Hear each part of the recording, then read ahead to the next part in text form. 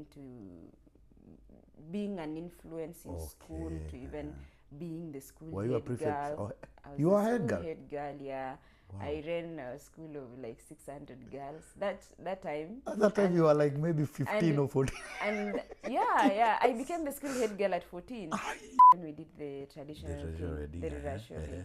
Yeah, we call it koito back at home. Yeah, so that. What about the lakeside? How do they call it? Nyombo. Nyombo. Yeah. Okay. Yeah, the lakeside call it Nyombo. Yeah, so that is when we did it in September. Then come December we had the wedding there at the beautiful Rusinga Island. Wow. Yeah, it was still a small number. That time they were now allowing up to 150. I know 150 is a big number in Finland, but back in Kenya, 150 is a very small number. People I'm very sure even 150, there are people who got mad because you didn't call them. I didn't call them, and I had to say, like, the Ministry of Health said it is a maximum. I'll not stay here for long. Things will change somewhere. So I knew, like, I want to be a teacher. I want to be at a place of influence.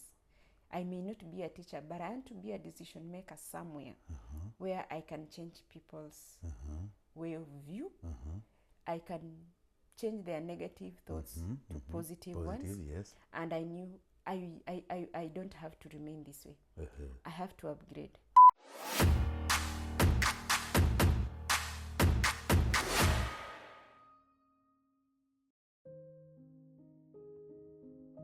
Hey guys, welcome back to The Rise. Today we are blessed, very blessed to have the first female to come in our channel. She's a new mom in town. Welcome, mom. Thank you. Thank you so much. Yes, you can start by saying who you are and where you're from. Okay, first, thank you so much for this opportunity to be in front of this beautiful channel that is growing. June Cheruto is my name. Some people will call me Minkalia. Someone from the lakeside in Kenya will tell you what Minkalia means. Yeah. Okay. Yeah, but that is my name. I grew up in Kenya for the first about 26 years of my life in the beautiful green town, Kericho, where it is known for tea. For tea? Yes. Okay. So that is where I grew up from my childhood all the way to high school. Yeah. Yeah, you know, we grew up in the village. Yeah. So going to the big cities was after high school, literally.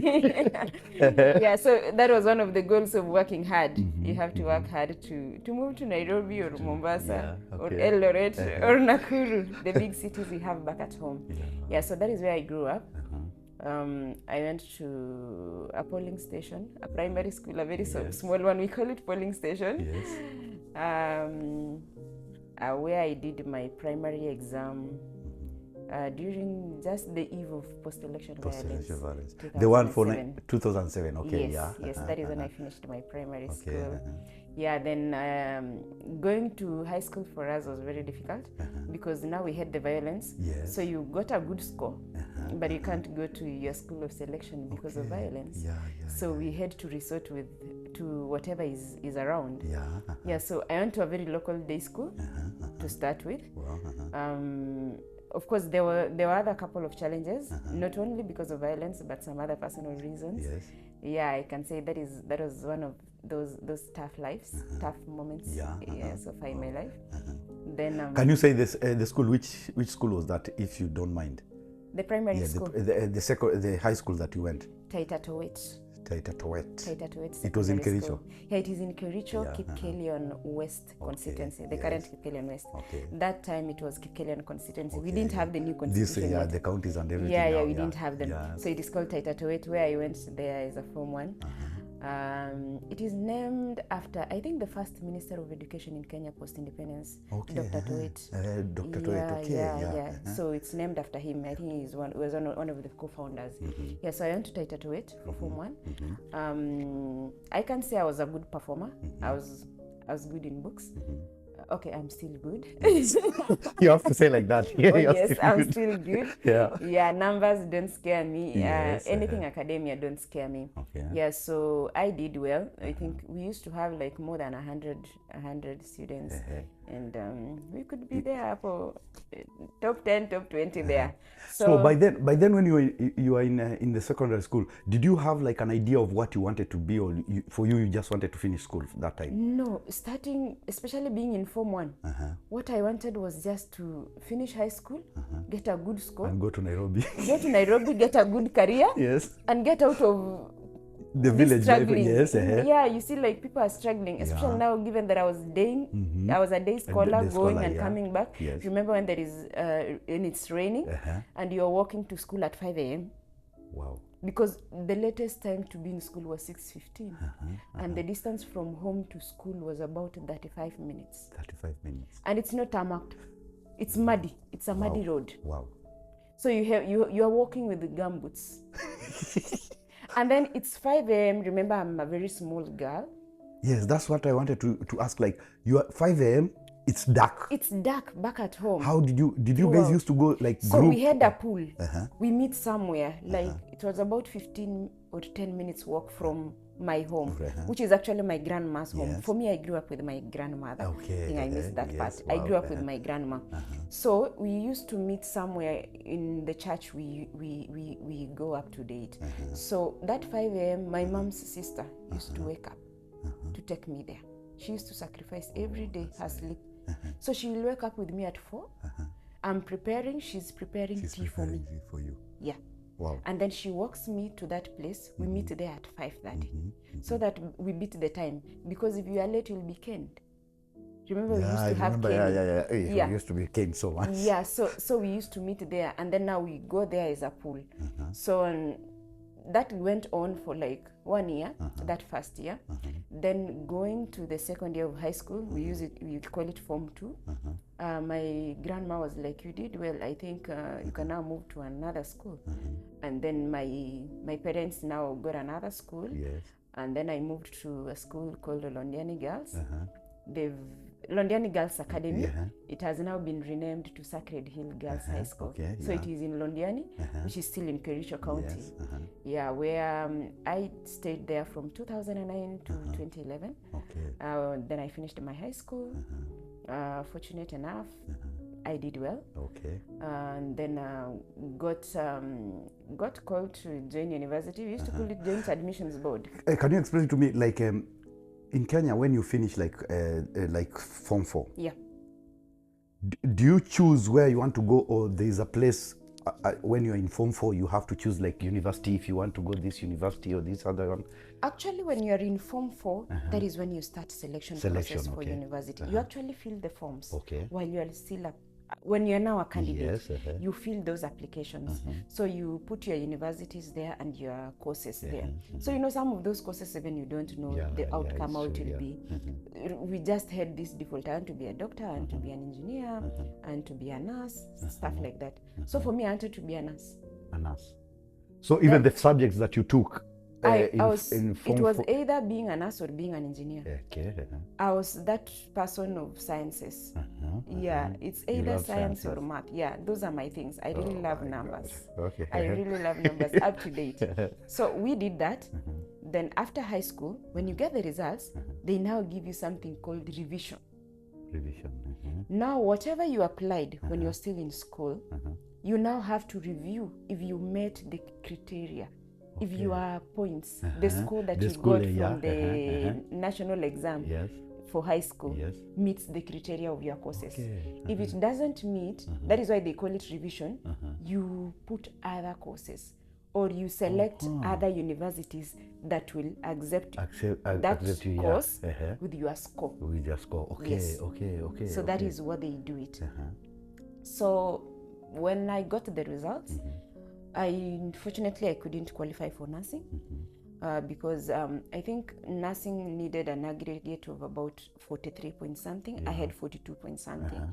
Yeah, I needed to have scored like, I think an A minus of 77 or something, while I had an A minus of 75. So I couldn't make it. Only that 1 point can even make you not great. I missed by 0 point something. Yeah. And that is how my dream of being a nurse was shattered. Why were you sad? Yeah, I was so disappointed. But even you've already passed, you have an A, but because you wanted to go to do nursing. Yeah, I didn't make to be a nurse or a doctor. So I was very sad. I even resorted to going to KMTC.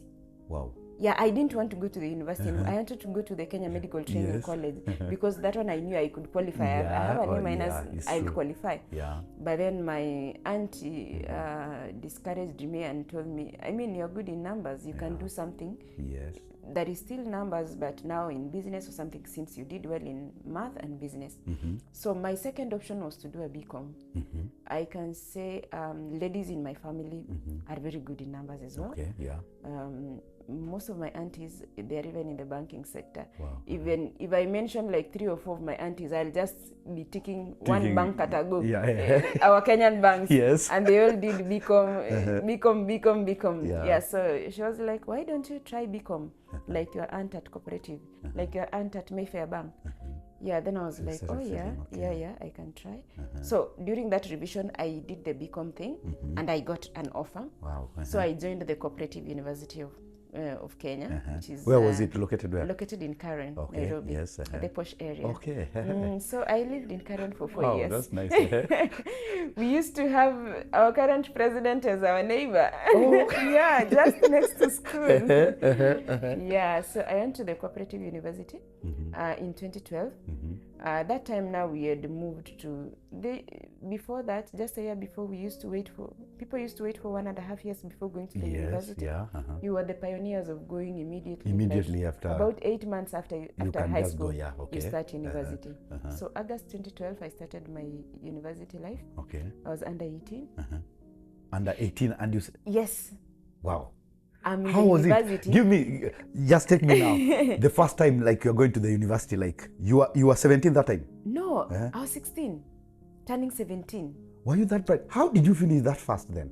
My mom is a kindergarten teacher. Okay. So growing up, there was this challenge of hiring a nanny. So you're a kindergarten, back at home, you're a kindergarten teacher, you're earning 4,000. Now when you hire a nanny, how much will you pay? Yeah, it's true. And you still have a family to feed. It's true, yeah. So I used to be that kid, your mom pulls you to school. Yeah. You go and play with the mom when she's teaching. Okay, so out of that was just how I started school. So since I've been playing with these kids, when they are doing interview to go to class 1, I cried for the interview as well. And you passed? Yeah, and I passed the interview. Wow. So that age where I'm now supposed to be in the official year of being in nursery school, then going to class 1, I'm in class 1. So I was in class 1 at the age of 4. Wow. That's amazing. That is how I finished primary at the age of 11 and did my KCPE at 15. I can imagine how small you were at that time. I was the school last born. They used to call me last born. Especially when I was in Form 1, since I was very tiny. If you see my Form 1 photos, oh my God. Let me ask you, let me take you back a bit. Your time in high school. Yeah.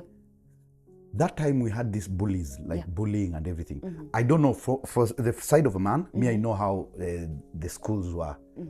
You were on a day school, yeah? Yeah, Form 1 I was in a day school. Is there any bullying in day school and the way you were so small? And now that is the funny part. There was bullying, but since I was this last born, this tiny child, they used to call me Toto. Yeah, because I was really a kid. Toto is a kid in Swahili. Yes. They used to call, so I used to be everyone's favorite. Such that even when you go to the dining hall, people are squeezy. So you just passed like that? Don't squeeze the child. Yes. Okay. Yeah, they would say, don't squeeze the child. Yeah, so I didn't, and since I was a day scholar, I didn't experience, since now when you go to dormitories, going for water, and that is when you experience the bullying bit. Then that means you are very bright, because somebody who is doing a day school and then he comes out with A minor. No, remember I told you I moved when I was in Form 2 now. Okay, yeah. Oh, yes, yes. When I moved to another school, it was now a boarding school. Okay, and then that is where even my leadership started. This person who is also passionate about leadership, that is when I now went to being an influence in school, to even being the school head girl. You were head girl? Head girl, yeah. Wow. I ran a school of like 600 girls. That time. At that time, you were like maybe 15 or 14. And yeah, I became the school head girl at 14. Yeah, and that is crazy. Yeah, and then I finished high school. I remember I was like the motivation, I used to even tell my principal, who is my friend up to date, that I want to set an example for head girls in this school in future.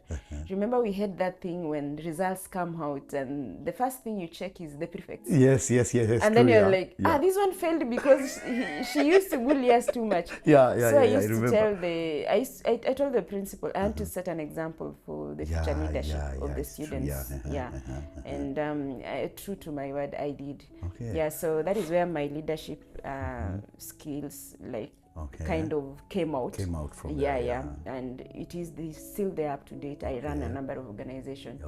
So back to university, being admitted, I remember I was there with my mom and my auntie, then with my birth certificate, and then one lecturer, I don't know if he'll watch this sometime, he's called Mutunga, was like, she took my mom to the side to ask her how I finished high school at that age. Even then, like, are you sure you want this girl to stay in the hostel? Because she doesn't have an ID. Then they were like, yes, they are sure. My auntie was like, yes, I'm sure. She'll be coming home on Friday. Then it means you were so confident until even your mom and your auntie, they were like, they knew like you can do it. I can do it. So my auntie lives in Nairobi. So my auntie was like, yeah, I'm sure she'll manage. I've been staying with her. She'll be coming home on Friday. So I used to be this girl. Now on Friday, I go to my auntie's place. So I started my university journey for 4 years. So come 2016, I finished my degree. We were the pioneers of that university. Since it used to be a cooperative college under the Ministry of Cooperatives, purely training cooperatives, then it was converted to a university. So I graduated with a BCom, second class upper there. And then the journey of looking for work. Wow. And I don't know if it is being too aggressive or starting early. Wait, sorry. When you were doing that thing, like in the university, did you have this idea, like, were you sure, like, immediately I know when I finish, I'm going to get a job? And did you have that, or you knew like, oh, maybe it's going to be? Remember, we have this notion of going to the university, you'll get a good job. But I didn't switch my mind that way. I have one of my aunts who did a BCom as well, but before she got to where she is now, she started very small at a construction company. She was like the admin assistant, the everything, the storekeeper, the everything in that company. And then when there's a South African entity that came to Kenya sometimes in 2015. It was called, what is the name? They used to be in Garden City there. Game. It's called Game Discount Store. It is like a supermarket kind of. So she got an opportunity there. So that time in 2015, it was after my third year, I was an intern at Kenya Power. Remember, we have this thing called attachment. When you're in the university. So like I got here, it's like practice. The practice, the work placement. So I was an attachee at Kenya Power. Then that aunt, we are almost the same age. So my mom is like those kids, the firstborn among the daughters in the home. So some of her cousins are my age mates. So this auntie is almost my age mate. That is mom's cousin. So she's like, I've got an opportunity with the game and I'm leaving the current place. My boss has asked me to recommend someone who can replace me. Can you tell me someone? Then I was like, I can come. She's like, but you are going to 4th year. I was like, 4th year, we don't have much work. You'll only have like 5 units and the dissertation. I can do it. I'm finishing my internship 31st July. I can start. Then she told the boss, my niece said she can come, but sometimes she'll be away since she's finishing school. And the boss said, yeah, she can. No problem. That is how I finished my attachment and moved to this construction company. Now, since I'm like a part-time employee, I don't know if the current dollar rate is a bit high, but that time I used to earn. They gave me an offer of 10,000 Kenya shillings as my salary. So and then this is 2015 August. So I'm like, I'll be managing this work. I have my 4th year classes, and still I have my thesis. But I was like brave mind-wise that I'll just try to do my best. So I started it. we are going back to school in September. This is August, I've started this job. So the entire August I was at work. At the end of the month, I earned that 10,000. Then come September, I went back to school. So today you're at work, then we had this local arrangement with the lecturers that we now have 5 units. We are 4 years, we are graduating soon, so we need to start hustling. So after the timetable came out, we did the local arrangement with the tutors such that we have all our classes Monday and Tuesday. So by Tuesday noon, we are done. And then we remember we used to have this thing of skiving classes. You're like, that one is simple, I won't go. So I could go to work up to midday, and then I attend the afternoon class. Next week I'll attend the morning class. I'll skive the afternoon. I just make sure I do the assignments in time. When there's cuts, I show up in time. I crash my thing. It's the so exam. for you knew like how to do this double thing, going to school and I working started that Nairobi life so early, like being able to multitask and everything. So I remember from September, the boss could be like, on this day you are absent in the afternoon, on this day you are absent in the morning, so you are absent for this number of hours, I'm deducting the pay for that. I could end up with 7,000 or 8,000. But I was like, that is but life. At least, that's I'm like, starting, I'm not yet graduated. And remember, most of my classmates are still comfortable in the hostel, going to class hostel and living life. Living life. Remember, we used to have the higher education loans board, so they are living on help money. I'm like, at least I've started. So I think things happen for a reason. It didn't discourage me. From that place, I met someone. So this organization used to outsource their taxation part. Remember, I'm an accountant. I did BCom and specialized in accounting. I've done CPA as well. So they used to outsource the taxation part. So this outsourced partner used to come every month to take the files and everything. And so remember, now I'm the person giving them. I'm the admin assistant, finance assistant, storekeeper. I'm everything. I'm everything there in the store. In the weekends, I go to the site. It's a construction company. I go to the site, paying the casual workers and everything. So I approached this guy and told him, like, I'm a student doing this and this. I'm finishing my degree soon. If you hear of an opportunity somewhere, please let me know. Then he told me, I'll be traveling. He's not a Kenyan. So he told me I'll be traveling for my holidays in December. I'll come back in February. So when I come back, please remind me. I told him it's fine. So all along, I'm doing this double thing, job, school. So when people are closing school in December 2015, going home, for me, I'm not going home. I'm at work. You're at work. I'm closing on 24th, work. Then go home for 3 days. 27th, I'm back to work to this construction entity. Because I knew that this is what will keep me as I look for a better job. So I did that. Come January, still the same. I'm now doing my thesis to finalize my degree. I'm doing this job. I have classes. But I was like, it's just a temporary situation. Nothing is permanent. Despite the challenges, waking up very early, sleeping late, because now multitasking was taking a toll on me. So I was like, so be it. So I did that. This guy came back in February. And I gave him a reminder. Then he told me, share with me your CV and be specific on when you're finishing school. Then I told him I'll finish in April. And then he was like, it's okay. I'll let you know when I hear of an opportunity somewhere. So I remember clearly it was March, just after the Easter holiday. So remember, it's Easter, people are out having fun. So I was just out having fun somewhere. So I received a very early morning call at 6 a.m. It's like, June, have I woke you up? I'm like, oh yes. You need to wake up then. Why do they always ask like that? 6 a.m. It was an Easter holiday. I was having a good time. You're disturbing my good time. But I was like, this is work. I need to wake up. So he was like, are you within Nairobi? Yes, I'm within Nairobi. Okay, wake up, dress up, go to this address. And just say so and so sent you. They want trainees or interns, and I think they'll shortlist you since I've recommended you. So I said it's okay. He sent me the address and the official name of the person I'm going to ask, and told me, get your papers ready, all the best. Then I told him it's okay. So I went there. The goodness, I was like a portable office. I had good clothes to show up. So I went there that early morning on Tuesday. And then got there to the reception. Then I said, I've been sent to see so and so. I've been sent by so and so. Then another lady there, who later became my supervisor, told me he'll come in at 9, and this is 7:30. He'll come in at 9, and I was like, it's okay. So I waited at the reception. At 9 a.m. he came. I didn't even know. So this tall guy comes in, morning, just passing. So I don't know if he's the one. Yes. Then after a few minutes, they called me, you can come to the boardroom. Then I went to the boardroom. I gave him my CV. He went through my papers.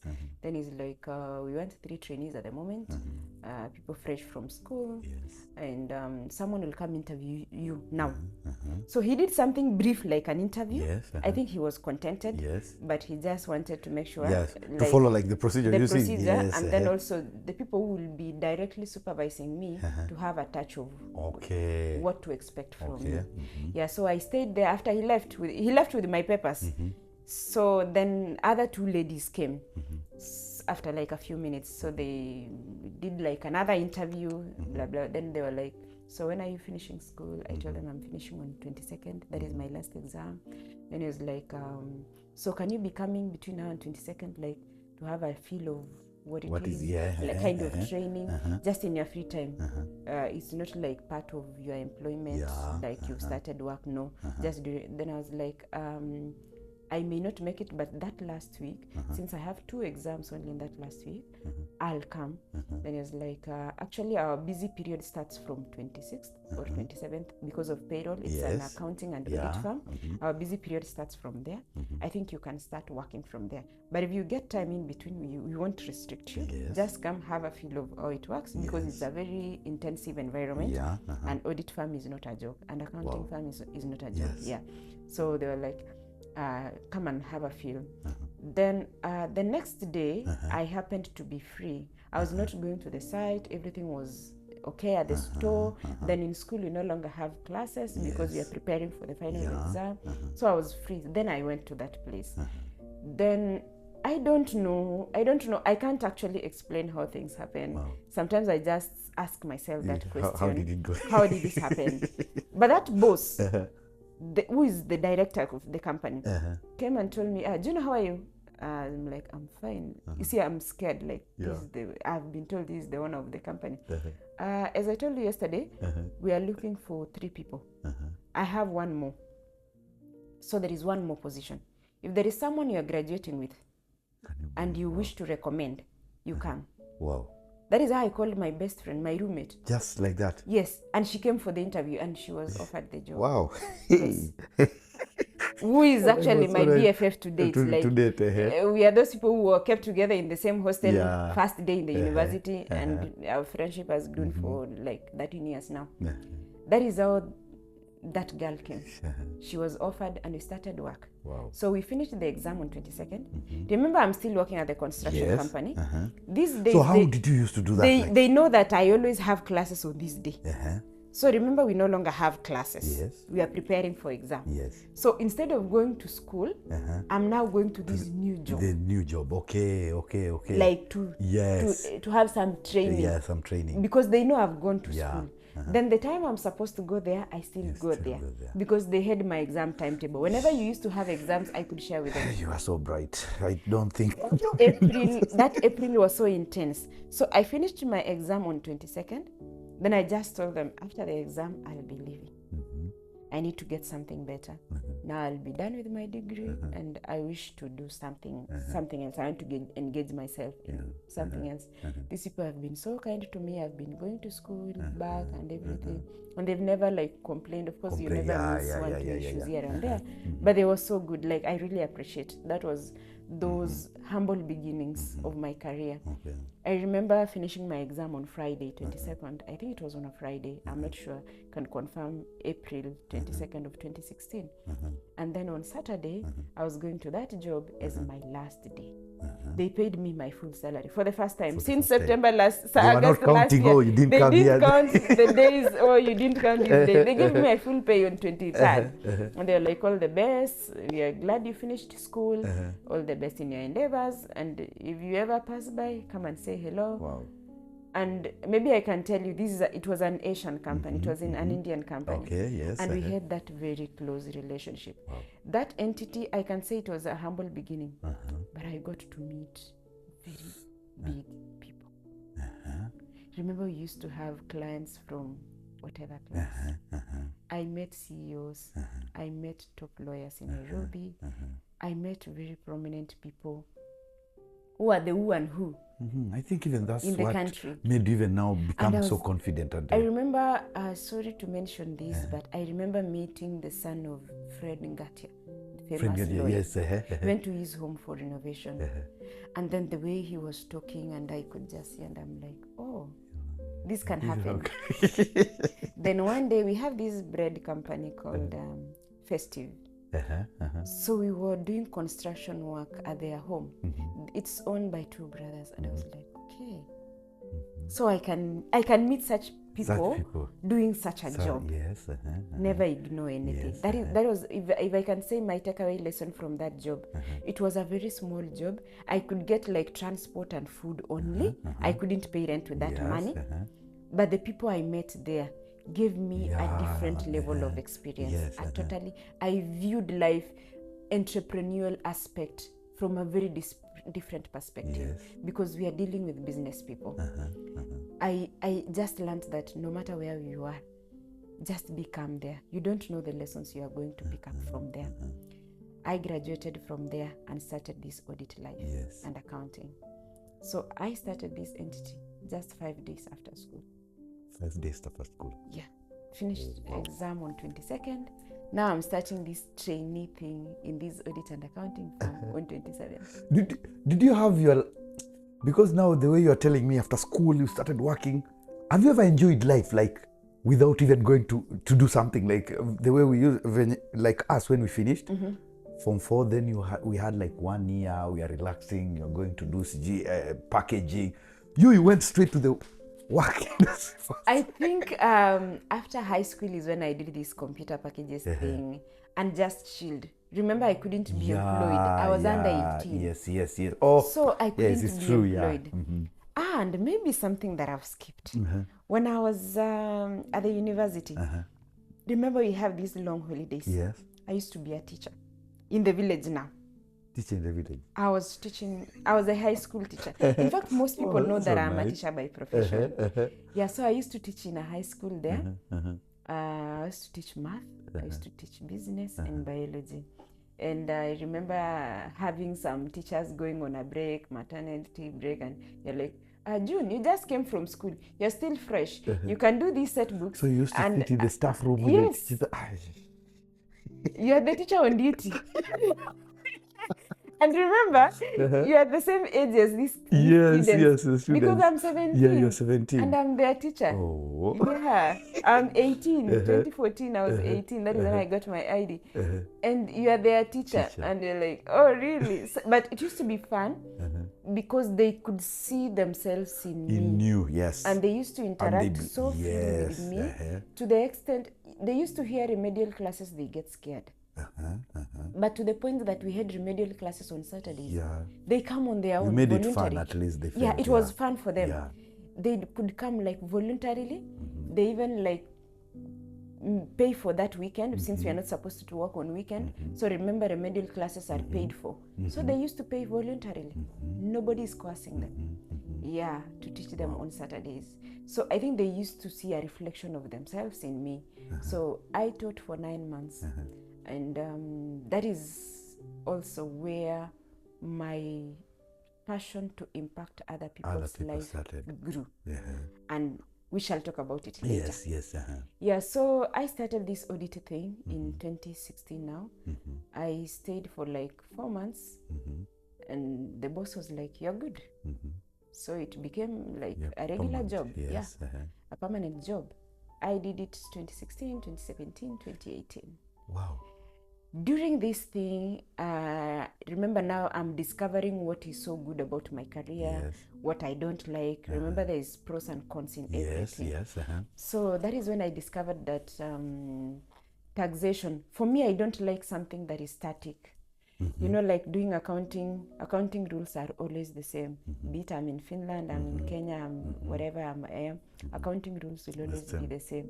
We call it debit and credit. Debit and credit will always be the same. Yeah, it's true. Yeah, so I wanted something challenging in this accounting thing.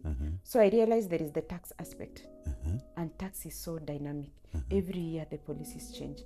Tax in Kenya, tax in Uganda, Tanzania, they are totally different. Because actually me, I don't know anything about tax in Kenya. Oh, really? The first time I saw is on your channel. Oh, really? And you were trying to explain. I was like, even Kenya, they have tax things. I always thought, let me tell you, I used to think like taxes in Kenya, it's in food. You know me, I pay tax because I buy bread and everything. Oh, I didn't know like there's a part like when I came to Finland is the time that I realized like, okay, there's taxation and everything. But honestly, in Kenya, I didn't know. And then when I saw you the way you are, hey, okay, we can come to that later on. Yeah, so that is when I was like, tax is very dynamic. It keeps changing. So I was like, this is the thing. Because I won't get bored. I get bored with something that is so routine. Just like when you now doing this accounting, it will always be like debit, credit, pay, you pay the expenses, you, whatever you invoice, you do bank reconciliation, accountants will understand this. And then you generate the management reports at the end of the month, that's it. The cycle repeats itself. So yes, tax, the cycle repeats itself, but they are different. You'll have VAT, you'll have pay as you earn, you'll have excise duty, like they're so different. And then every year some policies changes. So the rates change, how it is regulated by the government changes, so you have to learn something new. So I'm this person who keeps learning. Learning is fun for me. So I was like, this is where I'll specialize. So I saw my pay slip and I'm like, I can go back to school. So this is now 2017. I started strategizing, how will I equip myself to be a better tax person? I'm now like you wanted to major in that like completely. I'm now like focused on this area. So I started saving small money. I won't mention the figure, but very small money. Yeah, something that you'll spend in a day here. Yes. So I started strategizing that. And then that 2017, we had the elections, I think. Yes. I remember being with my friend after we had some bit of violence, some bit of disruptions here in Nairobi, and we were not going to work. We were like at home. And I was telling my friend, like, if now I was in school, at least I would be having something to do. I'm so bored and everything. That friend, the one I told you was my classmate. He was my classmate, my roommate. She's now a colleague. Yeah, so I told her, like, I'll go back to school next year. I don't know where, but I'll go back to school. But I want to do this tax thing. I don't want to do, like, MBA or anything. I'll do MBA later. But I want to do something related to this tax. So I started that. And then come around February, just having a casual conversation with someone, then I told, you know, most of these tax issues, apart from after doing the CPA thing, some lawyers have done this thing. Like they do CPA, they are lawyers, and then they become consultants on both sides. So I was like, I can go to Kenya School of Law and do paralegal. So my mind is here and there. Then that person I was talking to told me, but you can do something to do with taxation at Kenya School of Revenue Administration. Like KRA have their own school to train people on tax. I was like, I didn't know that. I went to the website, and the next day I was at KRA Times Tower. Times Tower. Filling the application form. I remember I filled it manually. I didn't even do it online. I filled it manually, went to that National Bank at Times Tower, and paid the application fee. 1 week later, I had the letter. You had the letter. So I'm like, oh, back to school in May. I was so excited because I could have something to do. Apart from work. So I'm still working there at that accounting firm. So I finished like doing my prep and everything. Come May, I joined school. So I was going to evening classes since I'm an employee during the day. I'm working from Monday to Saturday. I'm working from 7 a.m. to 6 p.m. Now, since I started school, I was excused to be leaving early when I have when I have classes. Yeah, so I started that tax thing, and then I saw it was fun. It is still fun up to date. Yeah, so I did that, finished in 2019. Then we have this thing of waiting for the results to come. Remember, we have examinations back at home. So wait for the results, and then you start your thesis process. So I started my thesis. Somewhere along the way, COVID came, then everything was suspended. Yeah, so and then that time I was planning for my wedding, and then we were on lockdown, so everything is just suspended. No wedding, no Rura show, no school. I'm just there. So have you realized every time like you wanted to do something? Yeah. In 2007, is it 20? There is that post-election violence. Why are you going to a challenge comes. Like everything, there's a challenge. Something halts you for some time before it gets better. Yeah. So it got suspended. We were on lockdown in Nairobi for 3 months. Yeah, we couldn't get out of Nairobi. And then we had planned for our traditional wedding for somewhere around June. June, we were total lockdown in Nairobi. So we stayed. The lockdown was lifted, I think, late July. Yeah, late July. That is when we now started getting back to plan. So we are trying to catch up with the time. That time they were now allowing a wedding of 10 people, 15 people, 50 people. God. We were like, is it necessary we do it now? We can wait for some time. We can wait sometimes. I think come September is when we did the traditional wedding. The yeah, we call it koito back at home. Yeah, so that. What about the lakeside? How do they call it? Nyombo. Nyombo. Yeah. Okay. Yeah, the lakeside call it Nyombo. Yeah, so that is when we did it in September. Then come December, we had the wedding there to the beautiful Rusinga Island. Wow. Yeah, it was still a small number. That time they were now allowing up to 150. I know 150 is a big number in Finland, but back in Kenya, 150 is a very small number. People I'm very sure even 150, there are people who got mad because you didn't call them. I didn't call them, and I had to say, like, the Ministry of Health said it is a maximum of this. Yeah, so that was it for 2020. I can mention it as a checklist for 2020. That is what we afforded to do because of COVID. Then 2021, I embarked on the thesis thing to finish school now. And then that time I was now researching about going abroad. Not really researching, but narrowing down my travel abroad. I started traveling abroad mentally in 2017. For my master's. I graduated in 2016, but my mind started in 2017. I used to check SAT, the GMAT, these things, because my mind was focused in the US, because everyone like around my area is US or London. Or London, yeah. Then I was like, London is, I don't have so many people there. So US was the thing, because I have so many people, relatives, neighbors, those who've gone to US military, those who are serving in the Navy, those people who went through green card. And then this green card thing had never worked for me. I was like, maybe I should just go through school. Then this 2021 is now, I've narrowed, I want to finish my thesis, and I now want to hack this travel abroad thing for my further studies. For the further studies. So I did the thesis thing. The challenges here and there, I won't explain. It can be a bit challenging, the thesis process back at home. It is so up and down. And that is something like, when I go back today to that academia, that is one thing I would like to change the narrative. To change the narrative about. Yeah, that people get scared when now doing the thesis process. You go to supervisor 1, supervisor 2, you go to the panel, and things just flip. Like, things don't move. You take 2 steps ahead, 3 steps backward. Let me take you out of a topic a bit. This thesis thing, because me, I've never done anything like that, because me, I went to Uganda. I studied in Uganda. What does it bring to the table? Me, I don't understand. Why do you do thesis? Like, are they going to use it? Is it like to just make you see, like, for them to see, like, if you can do something, or? There are so many theses, and I'm very sure nobody even applies. Most of them, I've opened them. Actually, it is very useful, because through that research process, you get to discover how some things are done. You get to discover the challenges that people are facing in a certain area, and some of the solutions that they come up with, that they think, they recommend.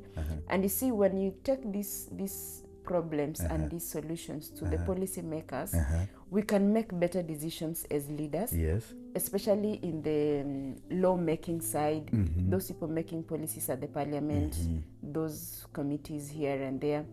These are some of the recommendations they should be taking into place when making decisions that affect the taxpayers or that affect the citizens. But unfortunately, that doesn't happen. I can say mostly it doesn't happen. The thesis, the research that has been done, not even 1% is being utilized. I can say for back at home, I don't know. I can't talk about here since I've not stayed and I don't know how they are utilizing the outcome of the research things that we've done. But I can say very few. And we have very good brains. We have very good recommendations there. Like for my case, my research was basically on the outsourcing of these tax policies. And I could get the feeling of those small taxpayers. Remember, you're starting your business, like what you're doing now. You don't know anything about tax. And they could feel like how this outsourcing helps them because they now get to know what to expect, and they don't have to like have an in-house person forget to get this quality service, because remember, having an in-house staff, you'll have to have an office for them. Okay, let me say before COVID, at least COVID has changed the narrative a bit, but remember, having an in-house staff those days, you need to have an office, make sure you have internet, you have a computer there, you have there's some refreshment for that person. Remember, you're working from 8 to 5, so you have some tea, you have some cleaner in the office there, you have an admin person going back and forth with post office, with bank and everything. So when you're starting a business, you may not have the luxury to hire a full-time person. So that leaves you to outsourcing. And what now should you expect when you are getting an outsourced partner? What should you do? Should you check when you are getting an outsourced partner? What to expect from the regulatory bodies since you are working with an outsourced partner? So since this outsourced partner as well should have some bare minimum that the organization is meeting. Let me say you have to do some due diligence to make sure that they are meeting the criteria as well, so that you don't work with a rogue partner, because you need to be safe on both sides. You need to be safe with your outsourced partner and to be safe with the government agencies as well. So this is so important for people who want to keep bettering the way things are done.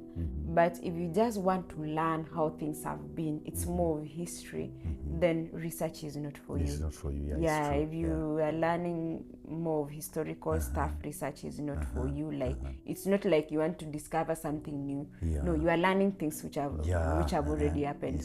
But for us now to make those things that have already happened better in the future, that is when now that is the link between the future and the past. My problem is always like, yes, you can do that thesis and then you take it to present it somewhere. I always feel like most of those people even don't read those things. Exactly. Now, they don't get implemented. Now, that is the downside. That is when people now feel like, I get tired for nothing. They don't get implemented. You put all your work on something and then you've put gone like so that. much effort, but it has not been implemented. But I know they always pick like nice ones. They pick. But I always say, just do your best. In whatever you do, just do your best. So back to 2021. So I did it, and then we finished. I finished my thesis. So I remember somehow along the way, I had to change my supervisor. I was given the dean of students as the supervisor. As the first. She was ever busy. You try to get her the first month, the second month, the third month. Your colleagues are moving ahead. You've never started even a step. You have a research paper there, the topic there. You've never sat down. And I remember going to the head of research and then telling her, you have to do something. Then they gave me someone else who frustrated me to hell. He literally took me to hell. Until someone close to me was like, you can sue this guy. I was like, I don't want to make things difficult. I just want to finish this thing. I had to go back to the head of research. Are they that powerful? Like, they are. Because they're the ones who are going to... they're the ones reviewing your paper. And you know, in Kenya, when somebody knows like he's in a place where he can control every man, they can frustrate you. They make your life hell. I remember like I was like giving up. Then someone close to me was like, no giving up. You have to do this thing. I had even to call my math teacher back in high school, since he was now a senior lecturer at the School of Business in Kenyatta University. And I asked him to check my paper. Because now I'm doing my paper in another institution. This lecturer who was my math teacher in high school, sorry, he rested last year. Last year or the other year, it should be the other year, through a road accident. Dr. Caleb Kirui, that was my math teacher in high school. So he was now a senior lecturer at Kenyatta University. I told him, maybe I'm not doing okay somewhere. Please check my paper for me. He was like, your paper is okay. If things don't go well, you can raise the issue. I have colleagues at Jomo Kenyatta. Maybe I can try to understand what the problem is. And if it doesn't work, if you feel like the supervisor is the problem, you can go to your head of research and raise the issue. Even share with the head of research your paper and let them address the issue. So I went to the head of research for the second time, complaining about the supervisor again. And I gave her my research paper. Then she went through it and she was like, your paper is okay. Yeah, for me, it's fairly done. Like it fits the proposal level. You can go and present it to the panel. I told her, but I've not been given that green light. Like, what do I do? They changed my supervisor again. Wow. So I had like 3 supervisors. The third supervisor told me the same thing. Your paper is okay. We had very minor changes. I went to the panel now in August 2021. Remember, I've had this journey since January. I went to the panel once. It was approved. Wow. Then I went to do my data collection, data analysis, did my final paper presentation in November, and I passed once. Now that November, I was late for that month's graduation. So I had to wait for graduation the following year, but at least I was done. So remember, I'm having this journey as well. That is when I had now narrowed down to coming to Finland. Because I had that. Now I wanted that one. Where did you learn Finland from? How you've been searching other places, like you say US. People are talking about US. Why Finland? Australia. Yes. How Germany, did it come about it? Austria, Finland, and Norway. Those were my countries. Did you know anybody in Finland before even you thought of coming to Finland to do your master's? I didn't know. When I learned about Finland first, through my friend Google, I didn't know anyone in Finland. But in 2019, someone came to Finland. But I never got in touch with that person. I just knew that someone has gone to Finland. So I was like, I want to be the first person going there. At least there's someone who has gone. So when I listed the things I was checking, I told you I love now impacting people. From my experience of teaching back in high school, that is when I developed this thing of like impacting knowledge, changing someone's life because, excuse me. Sorry. Because remember, there is a point of view when someone doesn't know something. And then I could teach them, especially math. You know how math can be complicated. I could teach them and see the change in their faces when they understand. And it gave me such a very satisfying feeling. It's true. So even when I'm now in this corporate thing, I'm now running numbers here and there. So I'm like, I'll not stay here for long. Things will change somewhere. So I knew like I want to be a teacher. I want to be at a place of influence. I may not be a teacher, but I want to be a decision maker somewhere where I can change people's way of view. I can change their negative thoughts to positive ones. And I knew I don't have to remain this way. I have to upgrade for me to get that opportunity and also build my skills up a bit for me to change these people's lives. So I was now checking a possible country which will make it like friendly for me to do my master's and ultimately do my PhD. That was number one thing. I had to see the way of life, the cost of living, like after school life, since I'm planning to do masters and PhD, how is it how easy to transit from masters to PhD level in that particular country? If I decided to have like a family, having children and everything, how easy will it be to manage? Because it's quite a challenge managing family, career, and like now you have to leave part of your family back at home for some time. So I was like, exactly. Oh my God. So everything was everywhere. So this 2021, remember I've told you I finished my thesis. Then I started the Finland process.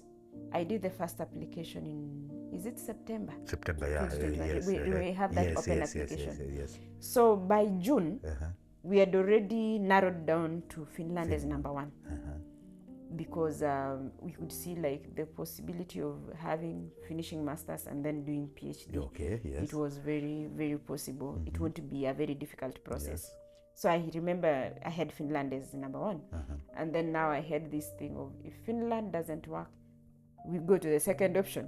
So Finland was the first in the list. Yes. I gave it all. I did my application. I did the entrance exam. And I remember I got an offer from Southeastern University. I got an offer from Turku. I got an offer from Kayani. And I paid school fees for Kayani. But there's somewhere I missed to read the instructions that you have to accept the one that you've scored the highest marks. I think there's such a thing. So when Kayani came as the first one, I was quick to work on it and pay school fees, everything. Now, because you are happy and everything. Yes, I'm so excited. My option number one has worked. So be it. Then I've paid school fees. I had not received feedback from these other institutions. Remember, these institutions give you feedback on different dates. So I had not received this other feedback from Turku and Southeastern. The one in Kotka. I think Southeastern is in Kotka. Then we have Kayani in Kainu region there. So I had not received their feedback.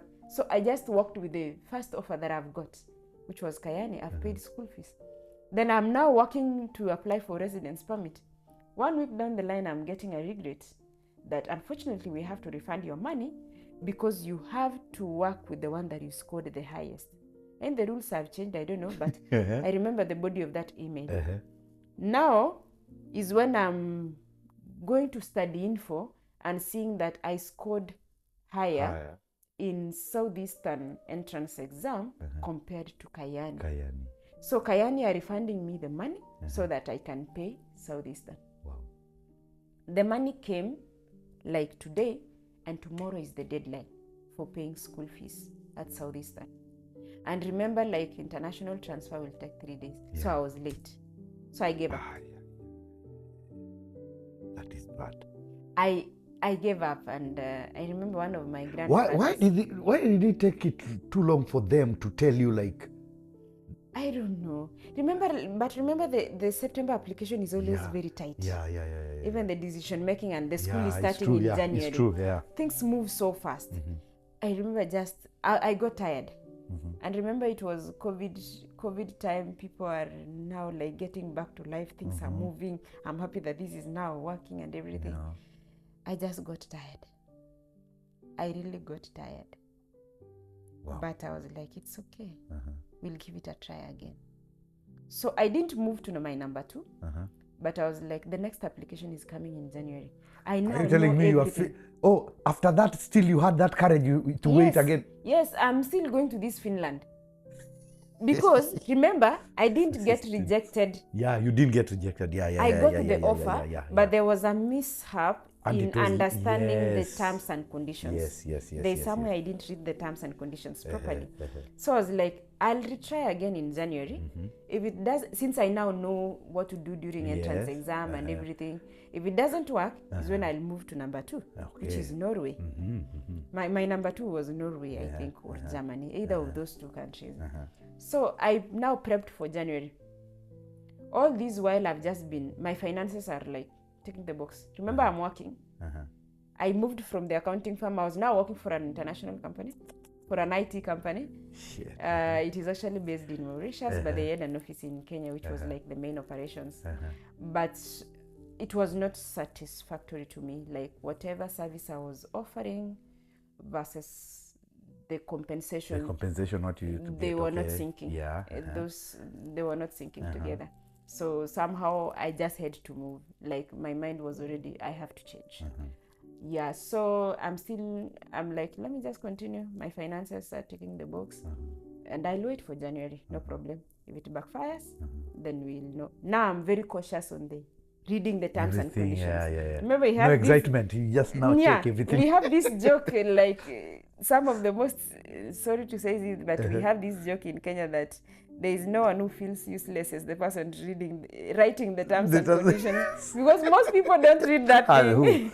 Me, I just say I have checked it all. Yes, you just go ticking the box. Yes. And I was like, I've been found. I didn't read the T's and C's. Now come January, I was very cautious on reading the terms and conditions. Yeah, so come January, I applied now 6 institutions. The previous year, I'd applied for 3. And I got an offer from all the 3. I applied now for the maximum, 6 of them. And I was now very cautious in even ranking them. So I applied to Novia, I applied still to Kayani, I applied to, was it Tampere? I applied to Oulu. There were about 6 institutions. I applied all of them. I did the entrance exam. And I applied for Uvascular. Uvascular was my dream city. That's what that place is because beautiful. Now I had researched. Now, like, remember now I told you someone came in 2019? Yes. This time now I was having a conversation with this guy.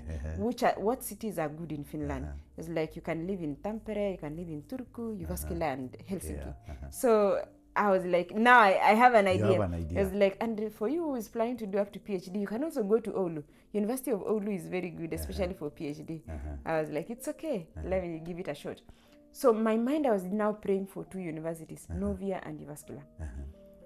Because I saw like the criteria for Novia and everything. And then now, since we are moving in the digital environment, that program for Novia was more specialized on the digital side of the business. So I was really crossing fingers for that. So I did that application in January. February is when we got those, like now the dates for entrance exam for different institutions. So the exams came, I did them, and then in, I think March, end of March there, all the exams were done. I think 12th April, I got an acceptance from Novia. And it was the first in the list. And that was the main condition. You have to follow that list. So this time you checked well, okay? I was very, very, very serious. I was very keen. So I was like, I'm not even waiting for Uvascular. Novia has come. We are going there. I got the letter. They were saying that they'll give me a 50% scholarship, but I have to pay by this particular date. I accepted so fast. Wow. Paid the money, submitted everything. I got the receipt, checked the box, everything is okay. I applied for residence permit. How long did it take you, the residence permit? I went for the interview on, was it 8th June 2022, and I got feedback on 14th July. So it took a month and a week. Yours is so fast. Oh my God. And I can tell you, I think I would have gotten it earlier. Because I got a request for additional information somewhere along the way, the first week of July. But that first week of July was a sad week for me because I lost my grandfather. Sorry. Yeah, the guy now who really brought me up, the better part of my life. So I lost my grandfather and I was in the village. And they've requested for bank statements, and then they wanted my spouse work documents because like they could see some of the funds were coming from him. So they wanted like proof of employment. They always ask that. So those are the things they wanted. And I can't do this until I go back to Nairobi because the bank I was banking with doesn't have a branch in Kericho. The nearest branch is in Nakuru because I was banking with a very small bank. So but I saw the request and they had given me 14 days. So immediately after the burial was on Saturday, I stayed at home on Sunday. I traveled back to Nairobi on Monday. Tuesday, I went to the bank. And then, no, I didn't go to the bank. I was too tired. I just told my husband to get his work documents ready. Tomorrow when I go to town, I'll get the bank stuff and then submit it together. So Wednesday, everything was ready. He gave me his documents, and then I went to the bank, got a revised bank statement, and then submitted at around 11 a.m. By 2 p.m. I had the permit. I had the decision. Wow. It's like they were waiting for your paper. They were waiting this for one, that, yes. for that document. I think they already made it. Yeah. They just wanted to prove, okay, the fund is still there. Exactly. They just want to make sure yeah. everything is as I had stated. Yes. Yeah, so that was the only thing they requested me. So I submitted, I think it was his offer letter and his previous tax return. They asked actually for tax card. His previous tax return, just to make sure that it's clean money, I think, which is a good thing. Yes. And my revised bank statement and his bank statement. Yes. Which I did that. And I got the decision at 2 p.m. And then my permit, I think. How was it when you got the decision? Were you excited? I was Put really me excited. in that time, like. Yes. What was going on? I actually got scared first because remember that it's my first day at work after this long break since I was bereaved. I had traveled to the village to lay my grandfather to rest, and then I'm back to Nairobi. This is the first day at work, and then I submitted these additional documents, and then you get a decision almost immediately. I sent an email at 11 something and 2 p.m. Actually, the email came at 1:36. I remember the exact time. I saw the mail at 2 p.m. when I'm coming back from my lunch break. Lunch break. So I got scared. I didn't want to read the email. I went to the washroom. I washed my face. Like me. Then I was like, what will I get? What is the content of that decision? Yeah, because like it's been a sad period for me. So I'm you're still thinking mourning. everything, you're mourning, you think everything is going bad on exactly. you. It was like, and then remember I just graduated my postgraduate thing for tax, the tax thing. Remember I had to wait. So I just graduated and then I lose my grandfather. And this is someone who's been so happy for me, for my success. Then I'm like, why couldn't he wait to celebrate this? Why couldn't he stay even a bit longer? Like, remember, you ask, when you lose someone, you ask yourself so much. So I'm still in that mourning period. And I'm like, is this bad news again? So then I stayed in the bathroom, I think for like 10 minutes. Someone came, I used to call her mom. Like she was so nice to me, like almost like a mother at work. Then she was like, in Swahili, Mrembo, what's wrong? Like, beautiful, what's wrong? Then I told her, I was just feeling tired. I think the way I just came back to work today, I'm not okay. She was like, you can go back. You can go home. I mean, the HR won't question. We understand you. Then she was the executive assistant. Then I was like, I'll leave at 3. I'm tired. I leave at 3. But she didn't know what was coming. So I went back to my desk. I checked my work email if there is anything that I should do before leaving, because I want to leave at 3 p.m. And I was like, the email, there was no new email that required my attention. So I was like, just go to the boss and tell him I want to leave at 3. You haven't opened the email No, yet. I'm still scared. You have to enter Finland to read the decision. Where will I get that courage? Where? Like, I'm true. Like, of course it's either positive or negative. But I'm like, what if it is negative? What will I do? Like, so this morning will continue. How will I get the school fees back? Like, I've started thinking so much and I've not even read the decision. Then I was like, so be it. It is what it is. Let me open it before I go home, so that I know I'm going home crying or I'm going home with a better mood. And I was like, your card has been ordered. Hey, congratulations. Like, okay. I remember I just took a photo and sent to my husband. He was like, but you just sent the additional documents today. I'm like, oh yes, that is my big question as well. Yeah, but I got the decision. It was 14th of July, and I was so happy. Then now the process of coming here. Yeah. Then I had this group of friends. We were together at the embassy. I asked them, have you got the decision? It was only one person, your friend, Nick, who had gotten a decision. Yes. We were a team of 5 whom we met, and had a conversation that day at the embassy. So the other 3 haven't gotten their decision. So I just told Nick, I've got my decision. I hope the rest will get it soon. Then it was like, it's okay. So when are you going? I told him my permit is from 1st September and I'm still working. So I'll travel somewhere mid-September. I'm not in a hurry because the classes are starting, yes, the last week of August, but we've been permitted to start online, provided we get to school by the end of that semester. I was like, it's okay, you'll tell me. So he did his travel plans. I think he was traveling like July. It was July. While for me, he was so excited. He just wanted to come out of that country. He wanted to get out of the country. He was so. He was coming the last week of July or the first week of August, something like that. Then I started planning myself. I now have to think of resigning at work. I had to think of so many things.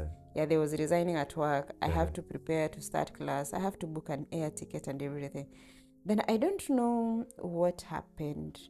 I had kept my money. We had kept some of the money in an investment fund, which had not matured. So we couldn't buy a ticket, I think, immediately. Because some of this money that we had in the bank statement, we had other commitments, because these are the money. There's another money that is maturing. So you were like, we shall book the ticket at the end of the month. And then I now had to plan on getting an accommodation and everything. I contacted VOAS, and they gave me an offer. I paid for the house. Then came booking an air ticket, checking which airline to use. I remember going through the reviews, and all the reviews were like... You are so much detailed. Me, I didn't even want to know. Even if it's walking, I could have walked here. I was so cautious with the reviews of every airline, especially with the luggage. I could see the reviews and they're like, this is shit, this is what, they won't compensate you. That is how detailed I was. And I remember finally landing on Qatar Airways, deciding on traveling with Qatar. It was either to travel with Qatar or was it Lufthansa? Lufthansa, Yeah, I remember. I think or it was Swiss Air. Lufthansa mostly. Something like that. So we had Qatar as the first option.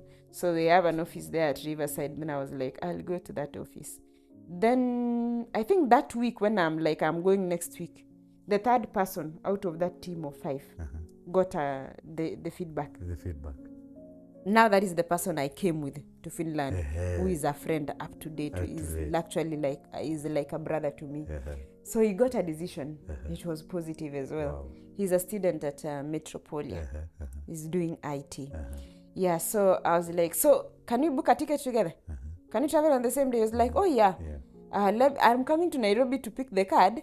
The same day I'm coming, we can book the ticket and get everything ready. Nice. So we were so excited. Now the other 2 people haven't gotten their decision. Ultimately, the other person got, and the other didn't get. I don't know his reasons. So 4 out of the 5 of us got a positive feedback. So we booked a flight for 11th of September, I think, 2022. But classes have already started in August, so I was schooling. So even coming on that day, I didn't know anyone to receive me in Helsinki. Wow. Remember, the person I know lives in Jyväskylä. So I didn't have anyone. And you didn't have now contacts with Nick, because Nick was already in Finland, but he's in Vaasa. In Vaasa, okay, So I know, getting to Vaasa is okay. Yes, okay. Helsinki, you know, when you get at the airport, you don't know the north, south, east, west, nothing. But just the way I said, I think things happen for a reason. This guy, the person I met at the embassy, told me, I have a friend who is receiving me. Don't worry. We are booking the same flight. We are going together. Don't stress. I have even talked to him. You said you don't have to travel the same day. You can stay in Helsinki. That is a good thing about Helsinki people. Like they're so you can stay in Helsinki for a couple of days and then you proceed to your destination. That is what we did. And the transition was so smooth. Wow. So I resigned at work. That is another story, which I don't know if I should say religious-wise, it's a testimony. So I resigned, and then my boss was like, June, we've had COVID, and people have been working from home. Can you work remotely? I was like, yeah, I can work. It's okay. Then you don't need to proceed with this resignation. Or we switch to consultancy. Since it will be an issue during audit, you're not fully engaged. You can switch to consultancy. So I switched to being a consultant. Wow, so you can work even at home. Yeah. So I was working from Finland. You girl, you're so lucky. I was working from Finland for the company back at home. But now, like on half pay, since I was I was no longer fully engaged. I dropped some of the duties that I was doing, but it was still a good thing. It's a good thing, yeah. Because it kept me going as I was acclimatizing to Finland. Because again, school was not every day. When I was at Novia doing my master's, it wasn't every day that we had classes. So, like, it gave me something to keep me going. But still, I was underutilized. I felt underutilized because I was now like the person responsible for running like the monthly reports, consolidation for people who understand like those things in accounting. I was not just doing the monthly reports, the group consolidation of accounts. I dropped the tax assignments that I had since it has to be done at the ground. So I dropped that. I dropped so many things. I was just doing work on group level, on a higher level. I'm no longer doing those small tasks that I had in the office. So I felt like I'm so free. Like I have a lot of free time. How do I utilize this time? So getting to Novia, then I remember the head of program saying, if you want to finish school early, you can finish. You just have to do extra courses. The courses that you're supposed to do in your final year, you can do them now if you have time. Now, since I'm underutilized, I was like, why not? I have a lot of free time. I don't have work in Finland. My work back in Kenya runs for like 5-10 days at the end of the month, since it's only reports. So how do I utilize my time? So I took those extra classes. Wow. Yeah. Now, the courses I was supposed to do in autumn 2023, I did them in autumn 2022. Yes. So I had like double the courses. But for you just wanted to finish everything, so at least you know. And I also remember I'm used to this Nairobi busy life. Nairobi life can be very crazy. And you know you already learned it a bit, because the way you were saying you were in school, you're going to work like exactly. So for you here, you felt like it was a plus. Yeah, it's a plus. It was a plus for me. So I did that. So come January, this is actually my second but last semester in school at Novia. So come January, I'm now doing the courses and I'm doing my thesis. It was crazy. That is when now craziness came. Because now I had started getting gigs here and there, which I'll touch on it. Now in Finland, I had started getting gigs here and there with work. And then I have this thesis I have to finish. And then I have courses. Now the thesis part, I'm sure it would have been a bit difficult if I was doing a thesis based on Finland. This employer back in Nairobi gave me a topic to research. They've been undergoing some transformation. So I based, the topic was based on the changes that have been happening in the organization since 2020. So actually I had ready population, ready market. I have ready respondents. So my work was just to have a sit down with the HR and my manager, is the group finance manager,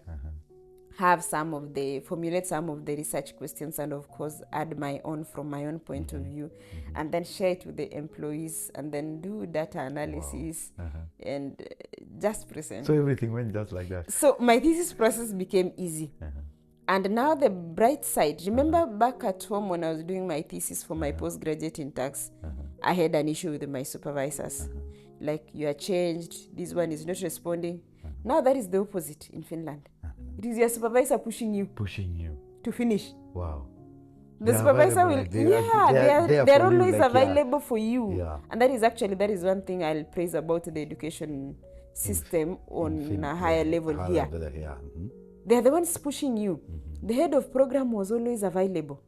You are stuck somewhere, just schedule a meeting with me. Here is my number, call me. My supervisor, he's always available. He was like, if you want to meet me, I'm available on this and this and this time.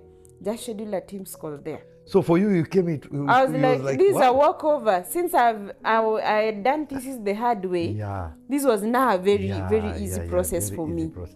That is how a 1.5-year master's program was done within a year. Wow.